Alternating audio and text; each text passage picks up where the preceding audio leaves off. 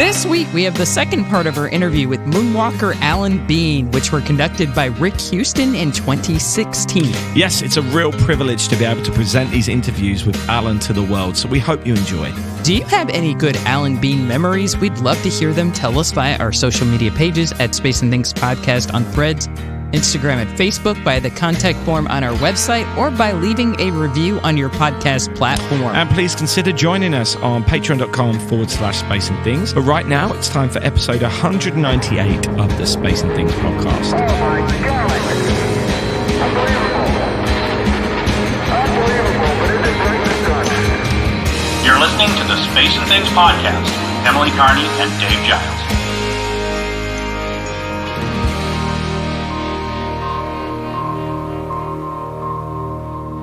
I'm Emily Carney. And I'm Dave Giles, and welcome to episode 198 of our podcast. This is a pre-recorded podcast as we're taking some time off to recharge before episode 200 and beyond. But it's a continuation of last week's episode. Yes, if you haven't listened to last week's episode, we suggest that you do that first, as this follows on from that one. Rick Houston very kindly gave us these interviews, which he conducted to present to you. So listen to that one, then come back here to continue the story. T-minus 10, 9, 8, 7, 6, 5, 4, 3, 2. We have ignition sequence start. All ignitions are running. All engines running. We have a liftoff. The last time that we talked, you mentioned the fact that you joined the Naval Reserves. Yes. Did you spend like a year on active duty, because you graduated high school in 50, but didn't graduate from UT until 55? Right. No, first of all, I was in the Naval Air Reserve when I was in high school. Okay. Because when you're 17, you can join. And in the reserves, you only you're not active. You're in the reserves. Right. So you only go once a month. Pilots went once a month and flew. And they went 2 days, Saturday and Sunday. I think you got there Friday night. I don't remember exactly, but let's say you did. Then at Sunday, end of Sunday, you go, oh, everybody goes home, except for the few station keepers, I think they're called. But they're there, and they just kind of keep the planes ready to fly and, that sort of thing. But then a new squadron of pilots would come the next weekend. So there's a different squadron coming to the Naval Air Station at Dallas, because that's what it was called. I would go on the week. I went every weekend usually, because I wanted to. So I would just go on the weekend my squadron went, and then I'd go on the next weekend, and I'd go over and help them wash the planes, or then they had different airplanes. The airplanes we had, TBMs like George Bush flew, that I could fly in. That didn't appeal to me near as much as we had some F9, F6s, Hellcats that were fighters. I liked those. You couldn't fly in those, just pilot. So I would be around those. And then we had some Bearcats, which were the next generation from Hellcats. I don't know if they got into World War II. Hellcats showed down more enemy airplanes than any other American fighter. Yeah. They didn't look good, so I wasn't that crazy about them. Yeah. Don't forget, this is the art part of me that's not thinking performance and not thinking that, but thinking how they look. Where Bearcats were beautiful, streamlined, bigger engine, longer landing gear airplane that even sounded better. So I like working with them because their planes look better. And so that was just part of my personality that I never connected back to art related. So I would go over almost every weekend. I wanted to do that. I did that and enjoyed it. And, I thought it was great. But during this period then, in high school, they had the tests for NROTC scholarships. Yes. So I knew I wanted to be in the Navy. Well, Yes. I signed up to go take the test and do it. But I'm not making that good of grades because I don't ever study. I don't ever take any books home. I told you I never took a book home in high school. Well, I know a lot of stuff on airplanes, and that's the things I knew. When there was something around the house that needed repairing, like a lock didn't work, or something on the electric stove didn't work, or something, I was the guy. My dad didn't do it. He wasn't interested in that. I was interested. I could do it. So I go take the test, and lo and behold, they call me in for the interview. So I go into the interview, and I think my take on it is this: I make pretty good score. I have no idea what it was, but enough to get the interview. All right. So I go in for the interview, and they ask me, "Why do you want to do this?" And I tell them I've always loved airplanes, and I'm in the Naval Air Reserve. They probably knew that, by the way. See, I had to fill that out probably, or something, maybe. And I think probably when I left or during the time, this guy says to himself, well, this kid he's not very mature, but he loves the Navy, he loves flying.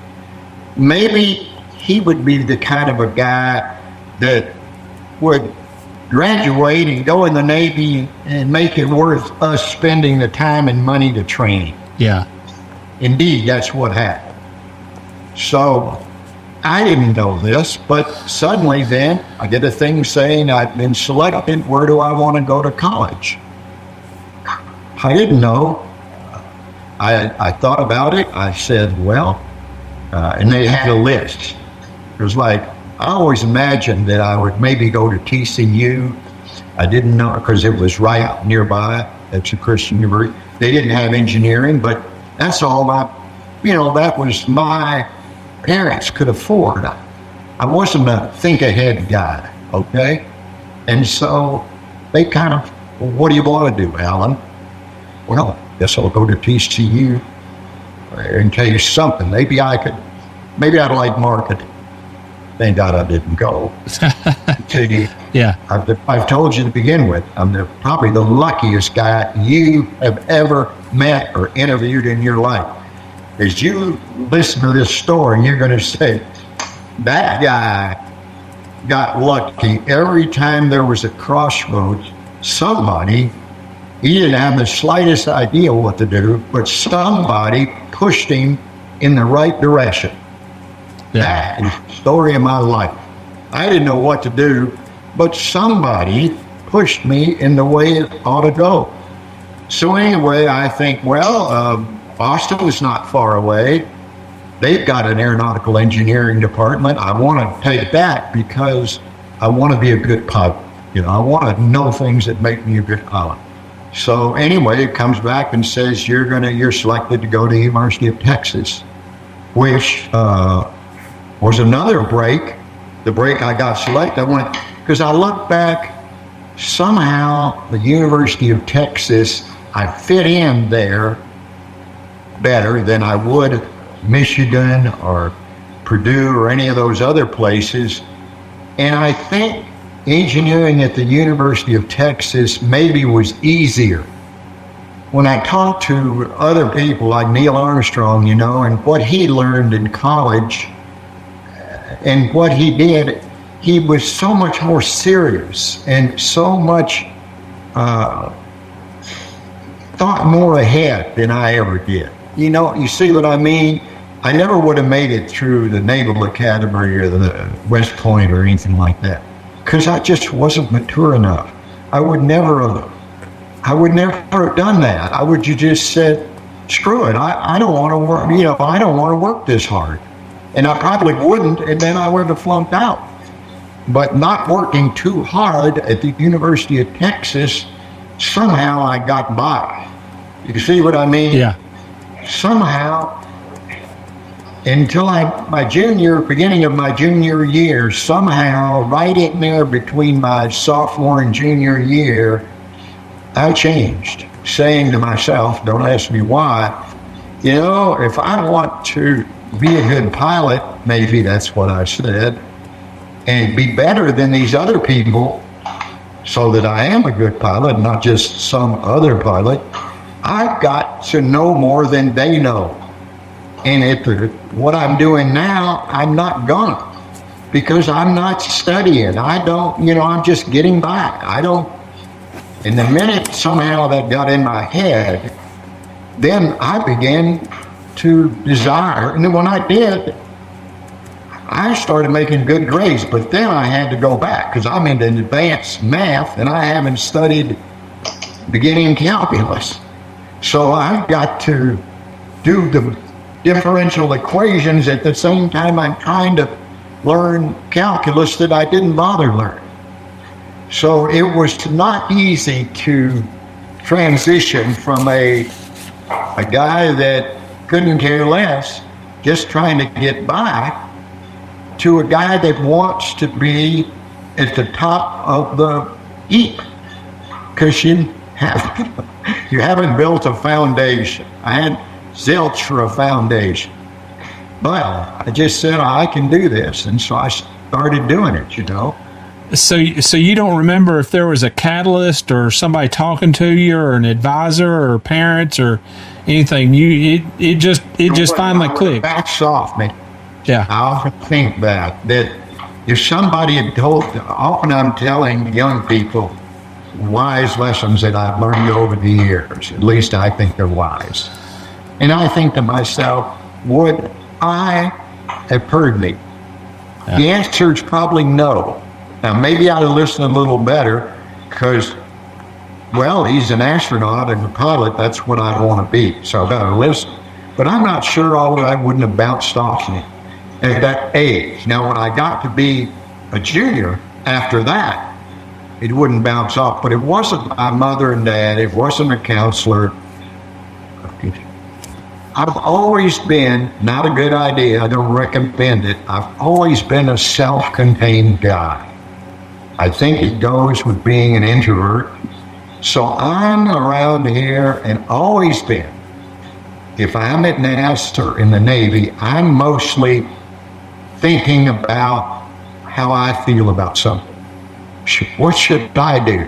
I want to be better at this. How would I be better? Maybe I better go read a book. I very seldom, this was a dumb idea, I'm not recommending it, even as an adult, I very seldom would say in squadron, I don't bomb as good as Jim Willis. Why don't I go talk to him and see if he can help me bomb better? Or my approaches on the carrier aren't as consistent as Jack Rader. Maybe I ought to go talk with him and get his advice. That never happened and never went through my head. That goes through my head a lot now. But it didn't at NASA and didn't in the Navy. I've always been, I think that's one of the reasons that I held on to my dream when other people can't do it. They listen to people and say, look, Al, look, you don't want to do this. This is too hard for you. You're not the kind of guy. I think what you ought to do is such and such. You're not the kind of guy that's going to be careful enough to stay alive flying airplanes. You just don't do your homework. You go to class and flight training, and then you go home and go out and chase girls. That is not, you can't do that. See, I didn't ask anybody that stuff. I might have listened to them. I heard them tell me you ought to be a banker, you ought to be a lawyer, and a lot of other things, but I didn't listen. I don't recommend what. A lot of my life, I don't recommend to other people. That part. Yeah. After I became a junior, I recommend effort like I put out, but I don't recommend being an introvert, and I didn't know I was then, see. I didn't know that I needed to overcome how I was naturally I thought everybody was like me. So I didn't know when I was at NASA that smarter new guys were having lunch with older guys, thinking, well, I get to know them, they'll pick me to be on their crew.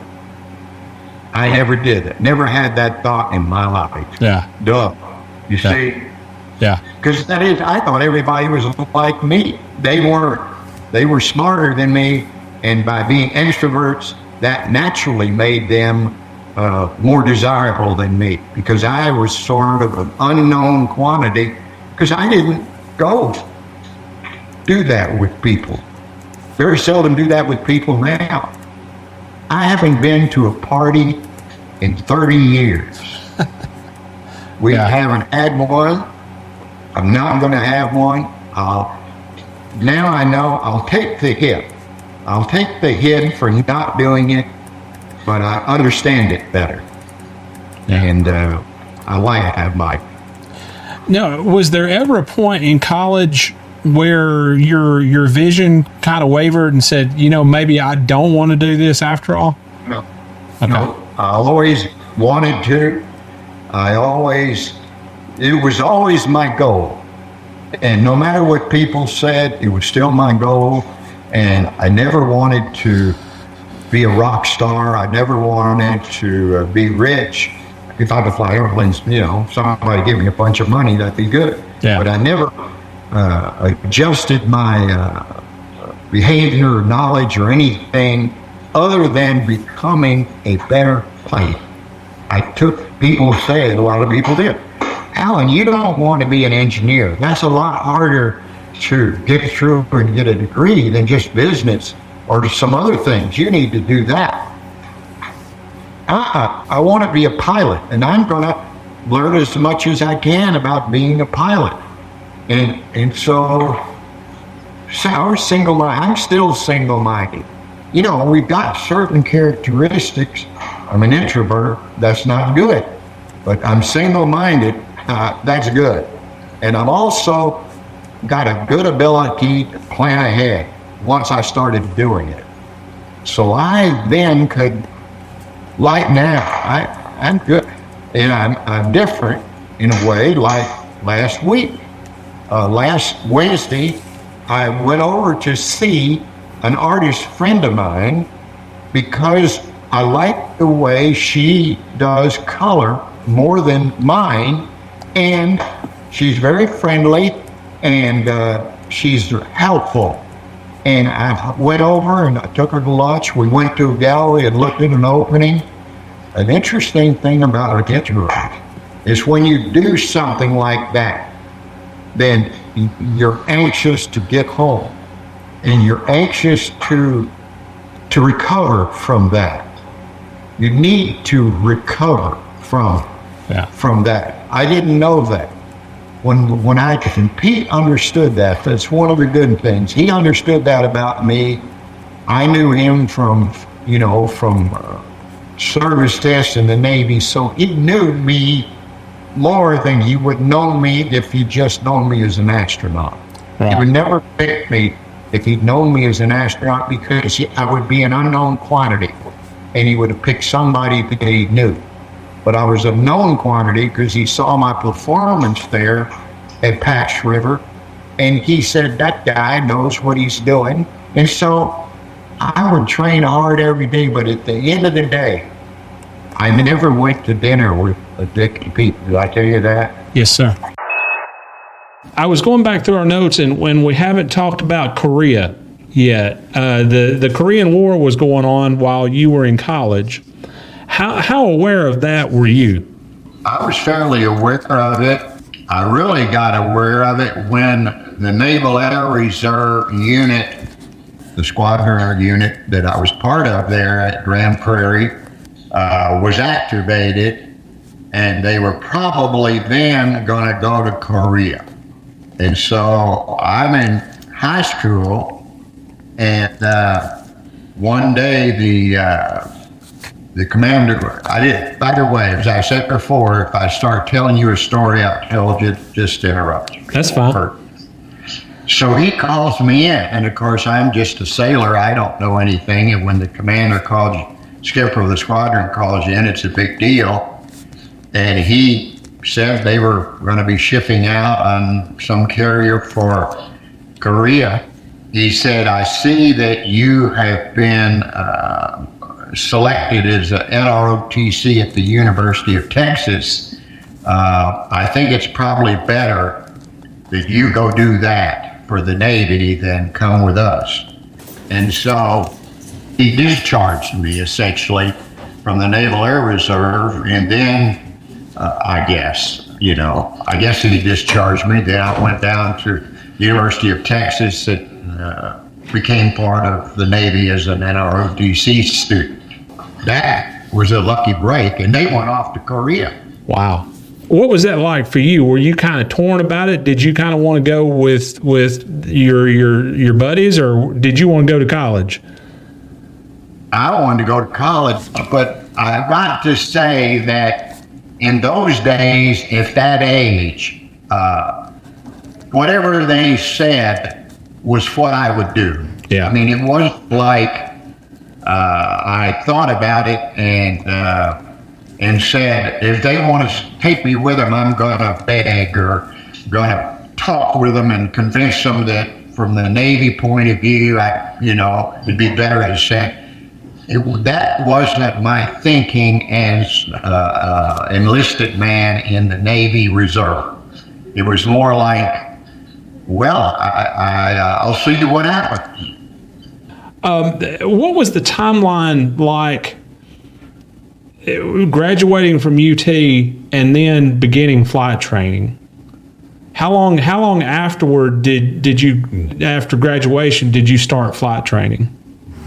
Once again, you know that you're going to graduate. By the way, it took me 4.5 years to graduate because you had this 26 hours or something like that of NROTC. So I graduated in the spring of, I think it was 54. I don't remember. I think. By the time I was ready to graduate, the orders for me had come in to the NROTC unit, because when you're in the NROTC, you're not exactly on active duty, but you're in the Navy. And in the summer, then you go on cruises, that sort of thing. And so the orders came in for me to go to flight training. So probably somewhere during the last semester, they had sent me somewhere to get a flight physical because I applied to go to flight training, as the next assignment. And I passed it, at least that's my memory of it. I mean, my memory is that's when they sent me. And so then I think what they do is you go to your doctor there at the University of Texas. He gives you a flight physical, or fills out the forms and sends it in. Then they assign me to flight training. So let's say I graduate, I'm inventing this, in January or February. Then maybe in a month or 2 or 3 weeks, I'm supposed to show up at Pensacola. Okay. And probably when I get there, they give me another physical, by the Navy. I kind of remember that. And then suddenly, I'm in class, whatever the number is. There was another NROTC student that was also going to flight training. Jim Pruitt was his name. Really a good friend, nice guy. And so I had the first car that I ever had. My parents bought me paid the down payment on it, a car, a Chevrolet, and it was a 55 Chevrolet, as I remember, coupe, turquoise and white. Remember, I picked the one that I thought looked the best. So he had an old Hudson, real heavy, excuse me, they don't make Hudsons anymore. You don't remember them. but they were a bigger car, a heavy car. He had this car. We sort of drove down to Pensacola together. We ended up rooming together. Okay. You roomed for someone else in flight training. So we ended up rooming together. I can remember something that happened on that trip. We were driving down there, and I don't know where we were, maybe Alabama. We've been driving along, and all of a sudden, here's a gas station, big gas station. We need to get gas. So I am thinking not in the right-hand lane. It's a 4-lane highway. I'm in the next lane, the middle lane. And I thought I better get in here. And I looked in the rear view mirror, and no one was there.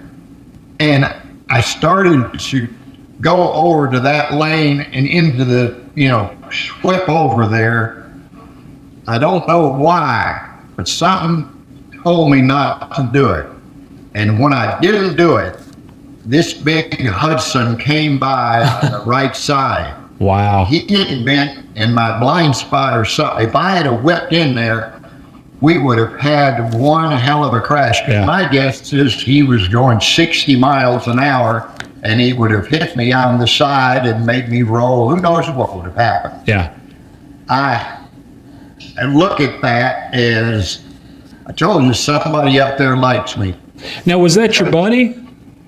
That was him. That was Jim. Okay. Big, heavy Hudson. Yeah. Here I am, this relatively light Chevrolet. No, if I'd have whipped in there, he would have hit me, not on the driver's side, but he would have rolled me over. We'd have had probably both been killed. Yeah. But Yeah. I didn't do it for some reason. He went by so fast, just when I didn't do it. Just when I didn't whip in there, he went by. So it was just one of those things that happens in your life where luck counts. Wow. Awesome. Yeah, I still remember that. I don't remember anything else about the trip, but I do remember that bit. And so we got to flight training, and we both went through flight training there in Pensacola. I liked all of it. I liked the Navy. Once again, I'm an aeronautical engineer, so I'm going through the Navy flight training, and quite a lot of it, is familiar to me. Yeah. When they talk about engines or aerodynamics or things like that, that's for me. If they teach you about meteorology, well, that's new to me, but you need to learn that. So part of it was something I knew, and part of it was new. The way it works, you go through ground school at Pensacola and Naval Air Station Pensacola. So here I am at the Naval Air Station. I go through that. I don't remember. What is ground school? Ground school is, you don't do any flying, but you're learning about airplanes, you're learning about the Navy, you're learning about meteorology, you're learning all the, it could be called basic school. Okay. You're not flying, so you're morning and afternoon, you're in classes, and then maybe you're over in a hangar looking at an engine, and they're showing you how it works and things like that. And maybe the next afternoon, you're over in where maybe they've got meteorologists teaching you about the weather and showing you the machines that the weather came in and on, teletypes in those days, not now. But yeah, that's what you're learning, the basics of being a pilot. So that was good, and something I wanted to do. It was fun.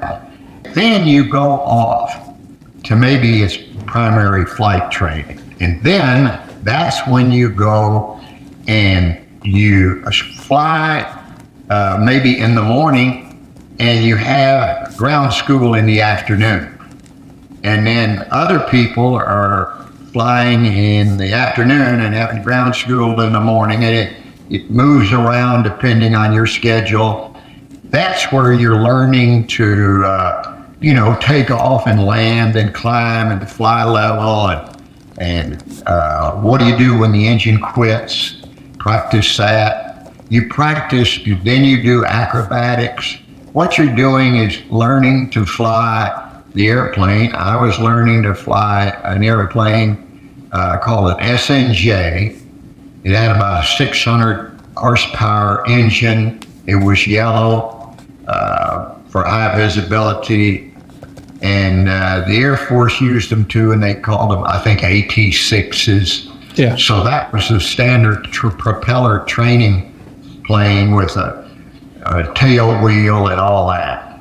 Okay. And so you had an instructor that his name was Atkins, and I forget his first name, but he went with you, from the very first flight, and he had to ensure that you were ready to solo.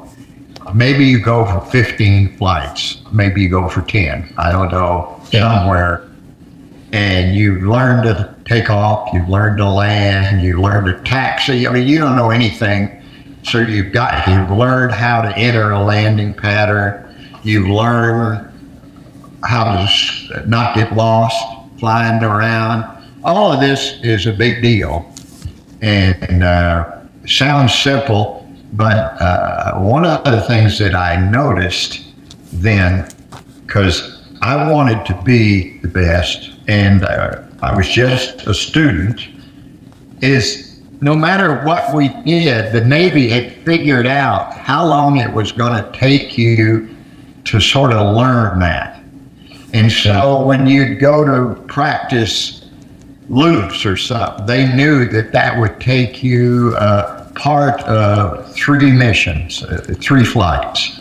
And so you couldn't do it. And then when you got where you could do it sort of well, not as good as the instructor, then that was it. You moved on to the next thing. Maybe you did chandelles, maybe you did some other stuff, So they had a good feeling about how long it took. And of course, with that one instructor, he's watching you, and he might be saying, you don't even know.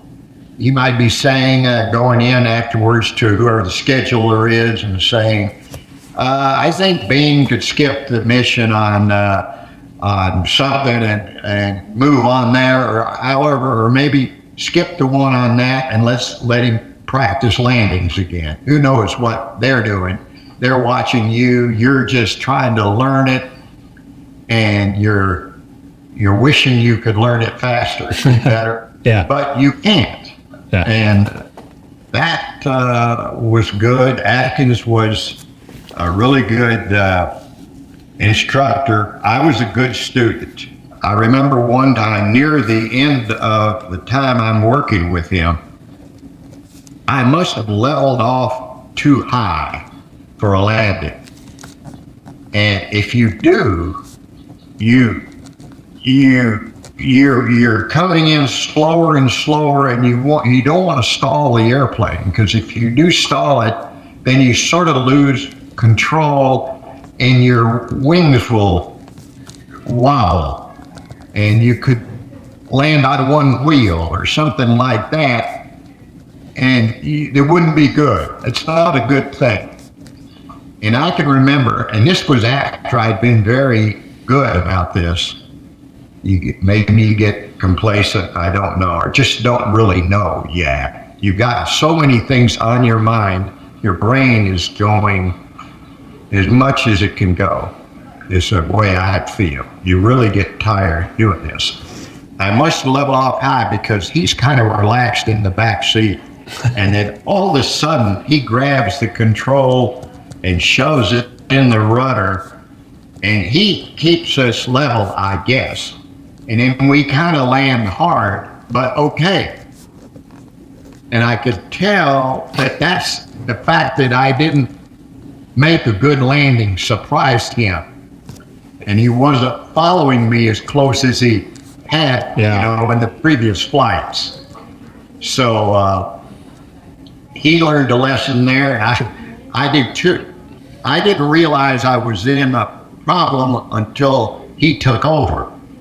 In other words, if I'd been by myself and done this might have been a bigger problem. Yeah. But it wasn't because he took over. So anyway, I do remember that and was thankful he did.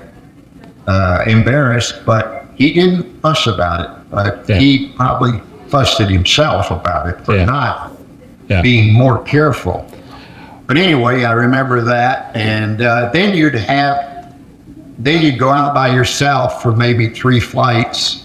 That'd be 3 different days, maybe. And then he would go out a check flight. Maybe you were supposed to practice Harold Atkins or whatever you were supposed to practice. I would practice. A lot of guys didn't do that. They would do other things. I was always follow the rules kind of guy. I liked all of this. Yeah. But it was very mentally tiring. When I would get back, I would be really tired. And because of my brain just working as hard as it could, and I thought it could, but I did good. One of the things I remember about this was I'm cruising along okay. I haven't had any downs or anything like that. And so I'm getting ready to leave there to go to, I think the next phase we went to was formation training. They give me my logbook and checkbook to carry along, and you can read it if you want. You could have read it every day, but I didn't. And I would read this book, and let's say I'm inventing this number. Let's say I've had 45 flights. It may be 30, I don't know. And I looked through the book, and so here I am, above average. Oh, you give it up grades for each thing, It's in nice form, little book. And then the general comments, above average. Well, there were 2 flights in there where I wasn't above average. And I thought, why not? Okay, why not? So I thought about it and looked at them, and I read about them. And I was trying to figure out, well, what was wrong with me on those flights. Yeah. I don't think any instructors ever complain, when you get back, you get a debriefing, and they say you could have done this better, you didn't do that, because you're learning, and you're always learning. I never came back from a flight when the guy said, wow, you were great. I don't need to debrief you. Yeah. That isn't the way it's done.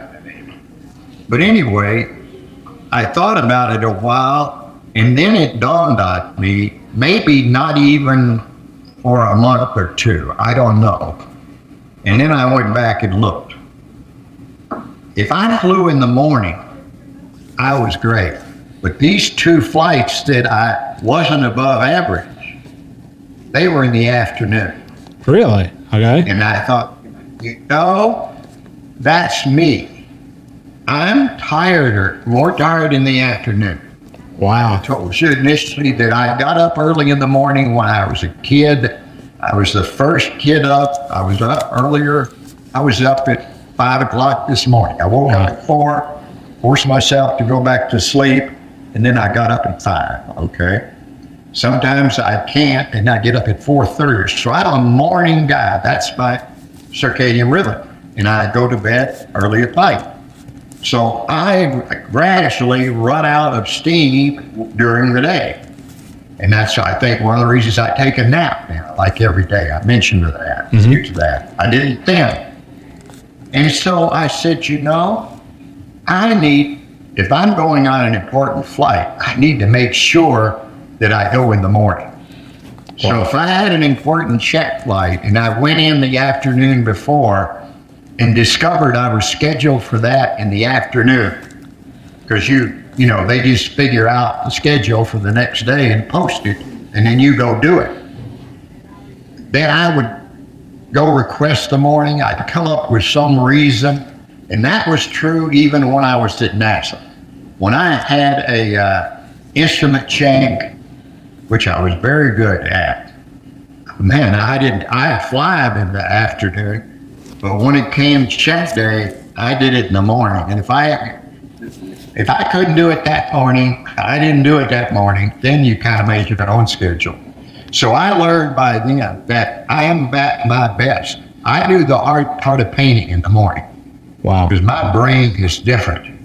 And later in the afternoon, I don't know it's different, but my performance shows it. So I figured that out, and that was important to me. It was helpful to me. I tried to get things that were important in the morning, because I have no doubt my brain. I figure my brain runs faster in the morning, and then as the day goes on, it doesn't run. I don't know it, but it doesn't run as fast. Well, I think Apollo 12 launched at 9:30 in the morning, so I guess you were good to go then. Good, and we landed early in the morning. No, I was good to go. I'm still good to go on the other, but I'm just better to go in the morning. How big a leap was it from learning how to fly to learning how to fly on and off a aircraft carrier? Well, when you're learning to fly from not ever flying, that's a big deal. I think when you're learning to land on an aircraft carrier, that's probably not as big a deal, because by then you think you really can fly the airplane. So even though you're going to go land on a ship, like I said earlier, you go to formation training, let's say, and you can fly the SNJ.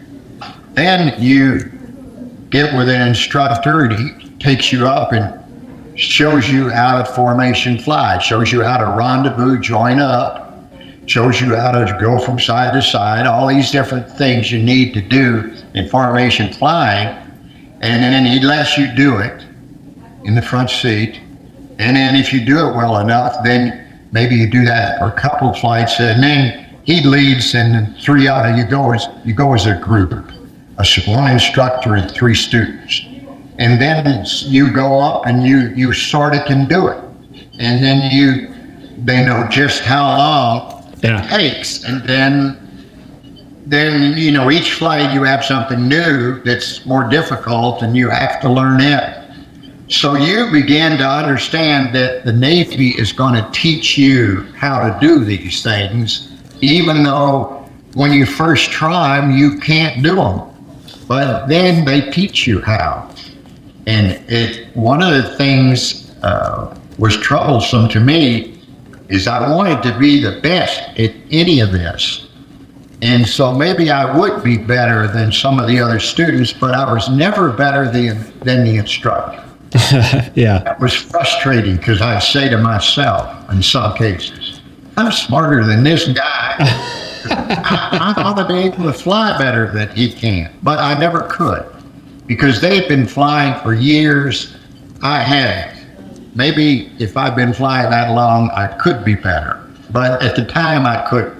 Wow. So anyway, aircraft carrier I knew it was going to be different. I knew it was going to be more dangerous to do that, more exciting, but I knew the Navy would teach me, and I knew that I could learn it. So it was more like that. Well, this is going to be exciting, but I can do this. Yeah. It was exciting to get close to other airplanes in formation at first, You get close, you haven't been close in primary, all of a sudden you're flying close to some guy, and you don't know how. And so it is, there's a lot of exciting moments, and a lot of students decide that's more exciting than they want to get. So people drop out. Yeah. People wash out, and people drop out along the way. You don't think about it that much. People get killed and have accidents, and you just don't think about it that much. When I went in, there was a statistic that said if you spend your career in the Navy, 1/3 of you will be killed in aircraft accidents. Wow. So that's a lot of people.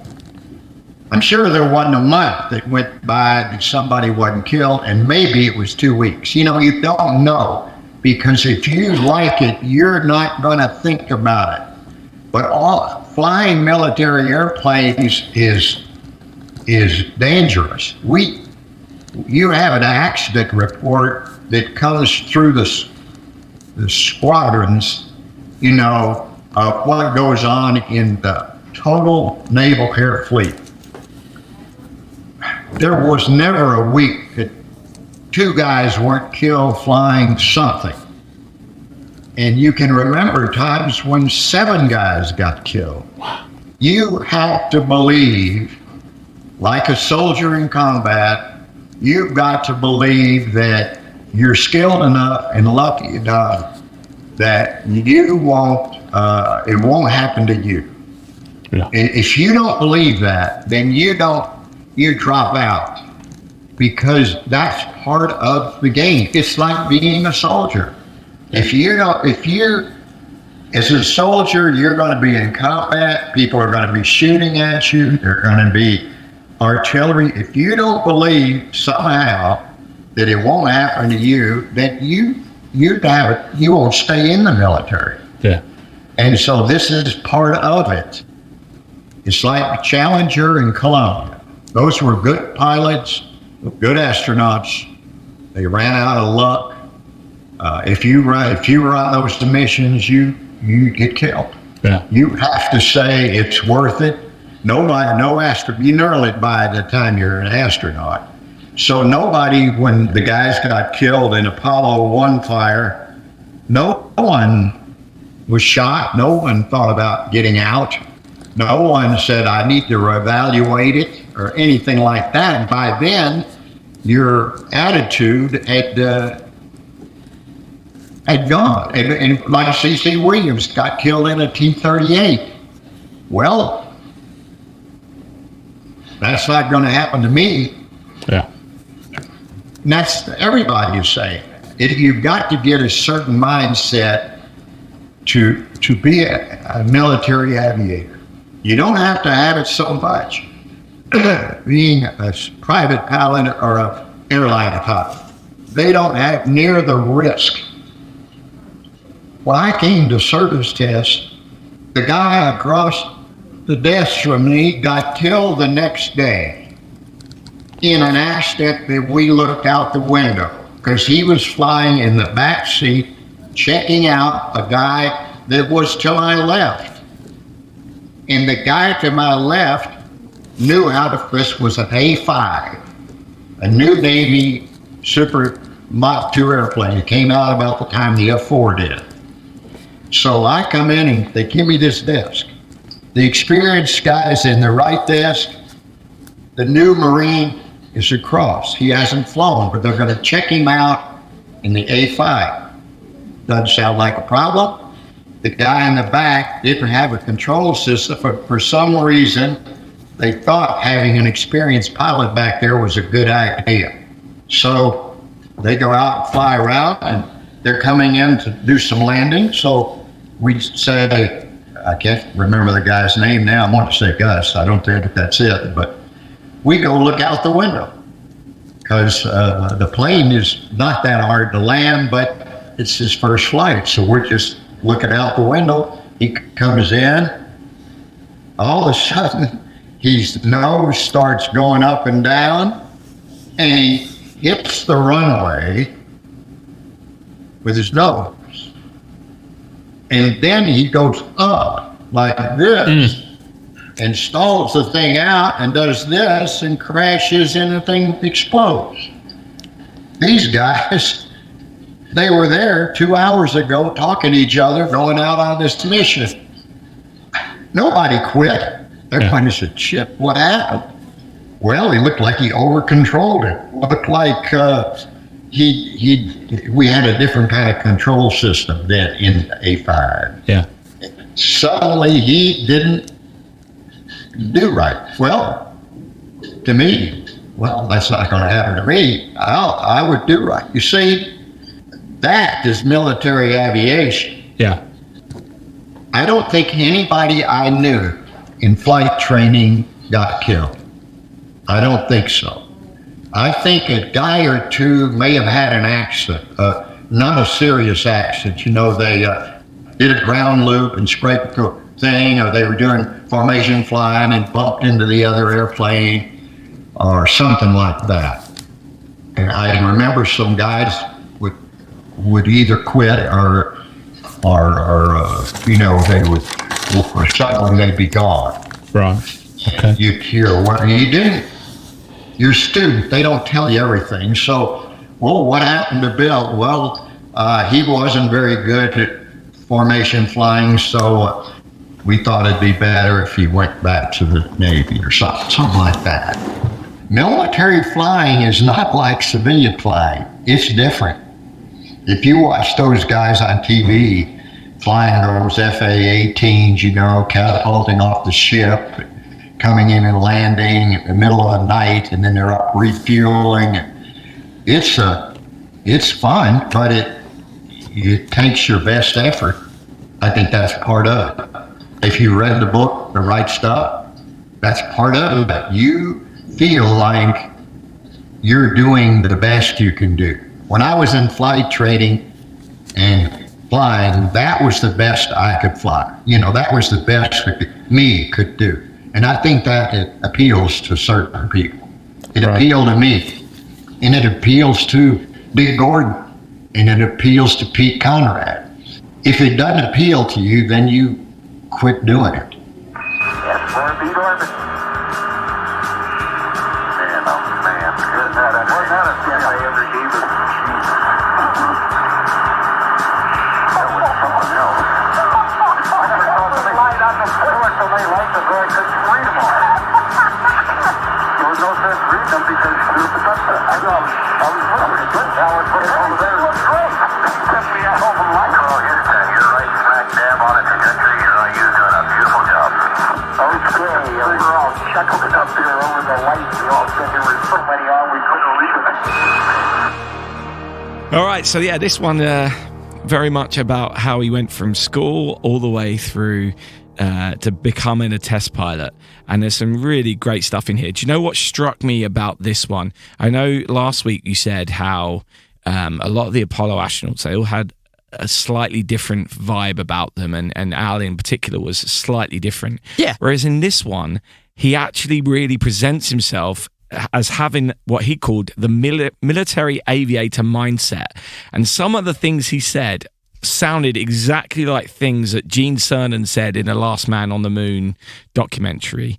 All of the stuff about test pilots and Navy pilots being killed. And he said, Al said, if you like it, if you like flying, you can't think about those things. And you had to believe that you're skilled enough and lucky enough that it won't ever happen to you. You have to go into it thinking, that's not going to happen to me. You watch your friend die. Yep. And then you have to say, but that's not going to happen to me. And that is exactly what Gene Cernan said in The Last Man on the Moon documentary. So even though, yes, he has a very different personality trait to Gene being a massive extrovert and Alan being a huge introvert, properly opposite ends of the spectrum. Yeah. They both had that military aviator ideology drilled into them, and that was drilled into all of those Apollo astronauts. They all had that vibe, didn't they? Yeah. So I found it really, really interesting to hear that, despite him being so completely different, that actually that's why he got the job in the first place. He might not have been someone who could schmooze in a bar the people that were picking astronauts, but they would have looked at him and gone, he's got the right mentality to be an astronaut. He's someone that we know when you put him in a plane, when you put him in a spacecraft, he knows the risks and just backs himself. I think it goes with any group of people, but it's amazing to see how dissimilar they were, but they all had kind of a similar... I think when a lot of them went to work, they all sort of... Because they came from a military background, and, you know, a lot of them came from the Air Force as well, but a large amount of Apollo astronauts were Navy. I mean, a big amount. Yeah. I'm a little biased because I'm former Navy, but I think a lot of them did have that similar mindset that's drilled into you in school that, you know, you cannot fail. That's for other people. You know, that's for other people, and you cannot fail on your, you know, on your part of the on your part of the deal. And I think that ultimately, and people are going to hear me say this and they're going to say, God, this sounds very warlike and militaristic. And I'm not sure everybody can understand it. And I get that because not everybody comes from that background, but I get it because you do sort of have that hammered into you. I wasn't a pilot, but I worked in a nuclear power plant, and that's kind of a similar thing. They drill that thinking into you that, okay, failures are for other people. You're not going to do that, right? You're not going to be the one who does it. So there's also the element in this which I enjoyed, which harks back to what we previously said. He said about having the luck, and throughout these interviews, he talks about being the luckiest man alive. Things just always seem to fall into place for him, or there was always someone guiding him in the right direction and ending up helping him out. And then he also said that he got quite deep, talking about obviously Challenger and Columbia. He said they're great pilots, but their luck run out. And I found that really interesting, that was how he saw it as a pilot. So for some people, your luck will one day run out. You've all got to have a bit of luck to get through being a pilot, especially of dangerous machines. Yeah. And then he went on to say that not one of the astronauts quit after Apollo 1 or after C.C. Williams, for example, died in the T-38. And I don't think I've ever heard one of the astronauts talk about, particularly the Apollo 1 fire, and whether that made them want to quit. I think it's just always assumed that none of them wanted to, but hearing him say it made me go, I don't think I've ever actually heard them say that out loud. Yeah.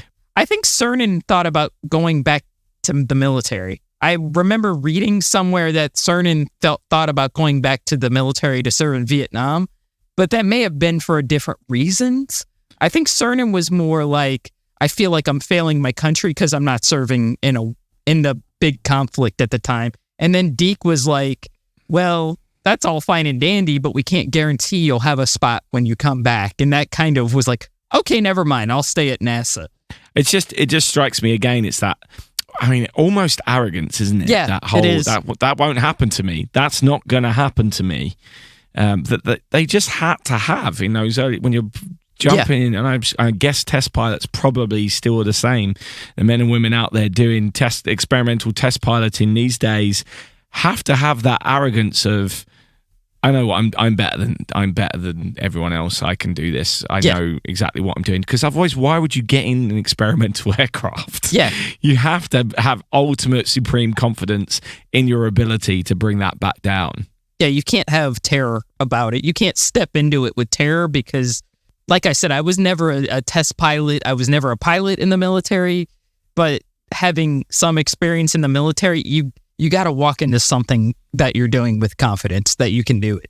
Because if you don't walk into that with the confidence, then you're going to make mistakes. It is a mindset. It's very hard to describe. It really is. And I think Alan Bean does probably the best job of anybody describing that sort of phenomenon, because it's like you kind of almost become a different person. Like you do become arrogant. Like, oh yeah, I'm not going to mess this up. I'm not going to mess this up. And nowadays, I'll admit I screw stuff up all the time, and that's okay. It's okay, but it's not life or death type stuff is what I'm saying. If you screw up a paper, if you mess up a footnote on a paper, you're not going to die. Yeah, it's completely different. No, I think Alan Bean honestly sums it up the best. Maybe it's a combination for me of Alan Bean and Fred Hayes, Never Panic Early. That's the funny thing, because I was thinking of that through this interview. I was also thinking of that, especially when he says he's the luckiest person alive. There's almost that element of there was always someone guiding him. The same, like that whole never give up, that whole never panic early thing. Yeah. Especially when he was talking about his training and his flight training. I was thinking about Fredo and that never panic early kind of mentality as well. It's like, the similarities between them all, that kind of idea, okay, never panic early, trust yourself, back yourself, all those kind of things that they all have. Despite their differences, they all have that. Once again, obviously there's no video for this for our patrons, I'm afraid, but information about Rick it will be in the podcast notes, which you can find in the description of this podcast on your podcast provider or by heading to spaceandthingspodcast.com. Please do go on to Rick's social media and say thank you for giving us these interviews, because I'm really thrilled that we're able to present these to you. Thank you for listening. Part 3 of Alan Bean with Rick Houston will be with you next week, but until then, don't forget, in space, no one can hear you meet.